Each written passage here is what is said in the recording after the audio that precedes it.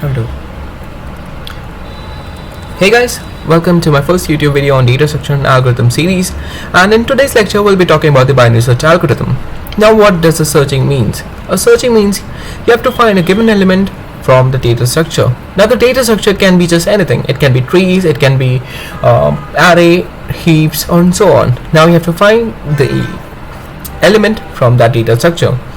So there is always a naive approach, and the naive approach says that you just start counting everything. You just take all the elements, search for all the elements, scan over the entire data structure, and if the element is present, you stop there and return the index position of the element.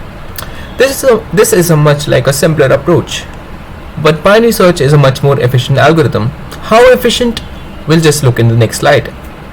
So let's start by visualizing the algorithm, and I would like to thank this site for a beautiful visualization, and the slides are provided in the link description, and the slides for this is available too. You can just go over the link and try this algorithm for yourself. Let's get started by visualizing the algorithm. So yeah, this is an array. The array start from position 0 to position 31, so like 1 2 3 4, and this is not a two different array, it's like a one single array. So you see the 15th element here is continued till here the 16th. Okay, so now what you have to do is that, suppose I tell you an element, let's take my favorite number 7. So 7th has an element 282. I'll tell you to find it element 282 using the simple linear search. So it does scan the entire element. You just play it. So yeah, it's comparing all the elements and it's checking if the 282 is equal to the given element in the array, and if it's true, it will return element found along with the index position of the element. So that's a linear search.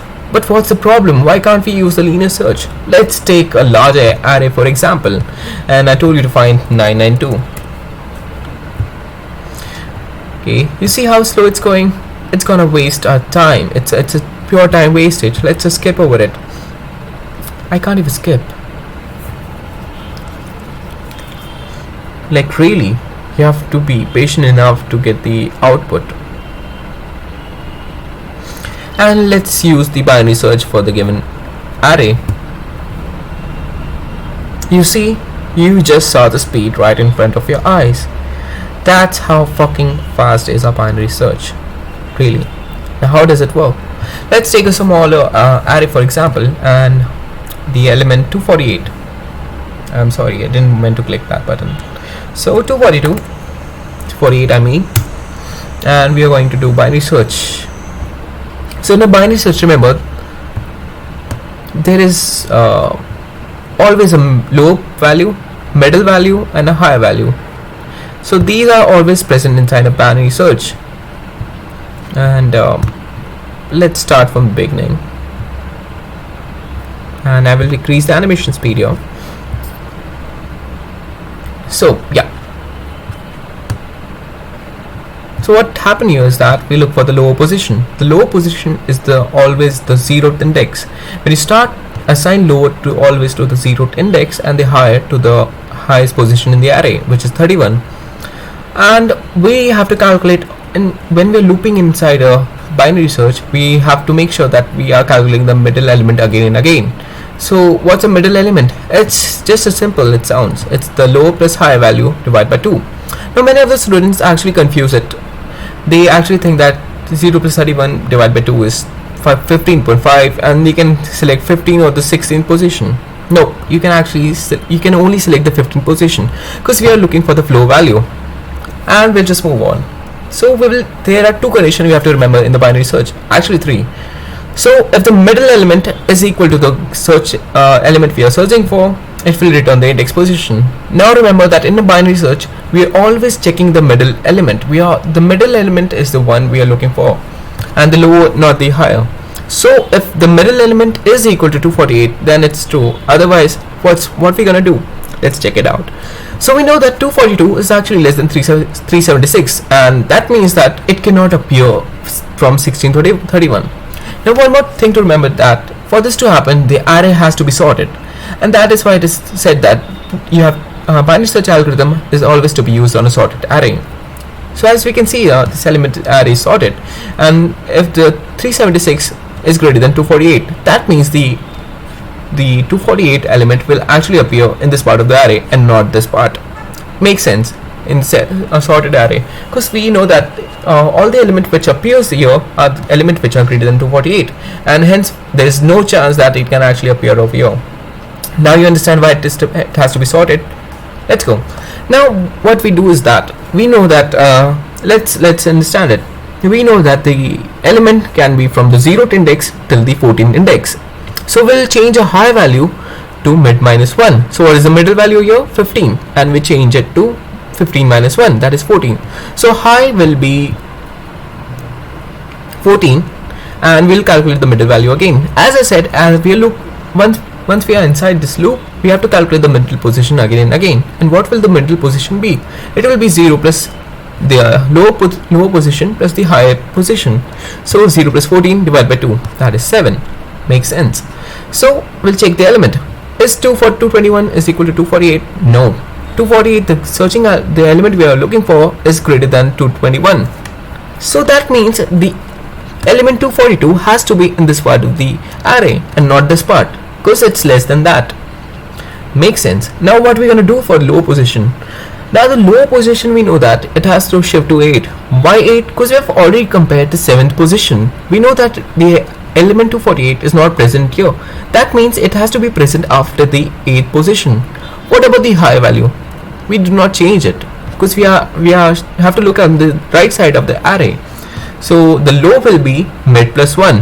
Why mid plus 1? Because the middle value is 7, and we have to look from this index. So 7 plus 1 is 8. Let's just wait. We calculate the middle position again, and it just goes on. Now one last thing to remember is that as we have seen here, the middle position is 8, middle position is 9, low value is 8, and the higher value is 10. Now what we do understand is that 243 is actually greater than 248. That means it has to be less, the element to the searching element if you are looking forward will have to be in the left hand side of the array. So the high value will change to mid minus 1. And what is mid minus 1? 9 minus 1 is actually 8. So a yellow circle will actually overlap with the blue circle. And if we calculate the middle value of 8 and 8, it's obviously 8. So we know that if the middle value is actually equal to the 248, it will return the index position. And that's what it happens. 248 is found, and we return the index position 8. So that's it, everything about the binary search algorithm. And if you are able to visualize this algorithm, that's pretty great, because you have passed you can actually write the algorithm for yourself. So let's move on. So we're going to discuss the iterative approach. Now what is the iterative approach? I will tell you later. So we define a loop. How the loop will work like, if the lower position and the higher position does not meet, we're gonna loop. So do until the point is low and high meet each other. Makes sense.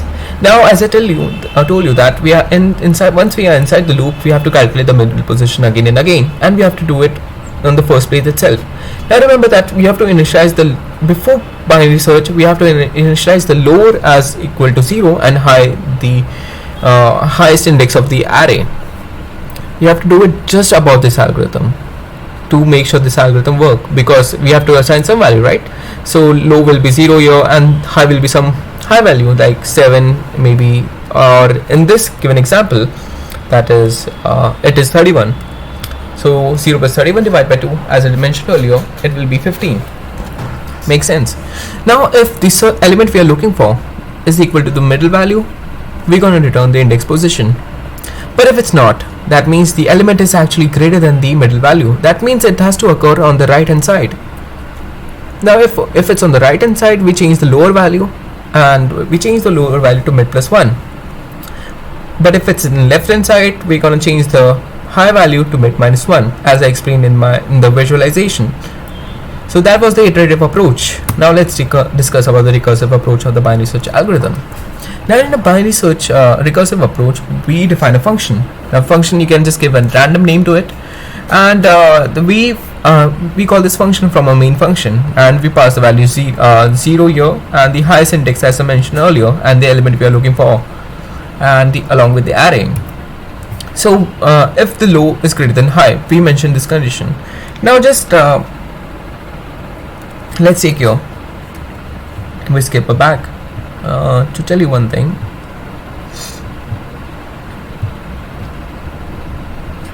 So we know that the low position cannot be greater than the higher position, because if it's, then it will return false, because the low value cannot exceed the higher value, as it is the basis of the binary search algorithm. Let's get started with the algorithm here. So if the lower is greater than high, we return false.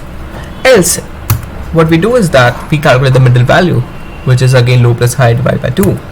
And if the element is equal to the middle value, we return the middle position. But if it's not, we gonna call the function again. But this time our lower value will change, and it will change to mid plus 1, because we know that it will occur on the right hand side of the array, and will pass mid plus 1 here along with high. But if it's on the left hand side, what you're gonna do is that we change the high position, which will be mid minus 1 here, and the low value will stay as it is. So it's a recursive call, and finally until it reaches this, it will return the mid value. But if the low is greater than high, it will return the false value. So that's everything about the binary search algorithm. I hope you like the video, and make sure that you start practice here. You actually learn binary search algorithm. I recommend that you solve problem on LeetCode. So there are actually 102 problems on LeetCode. That is actually 18% of the LeetCode problem that can be solved using binary search. So these problems are not totally based on searching. So binary search has a very unique way. You have to just first understand the algorithm and understand the problem, and you have to modify the binary search algorithm such that it can be used to solve that, right? And one more thing about the binary search algorithm I forgot to tell you is that what is the time complexity. Now just let's take this for example. So at half the element, every time at half the element, that is divide n by 2 until you have found the element. Now we know that how many times we have to divide it. It will be x times. Let's suppose we have divided x times and we have found the element 1. So n divided by 2x, we have done a division. Makes sense. Think about it. Because here in the array we are dividing it for the first time, the second time, and the third time. It goes on x times, and until it reaches until the value becomes 1.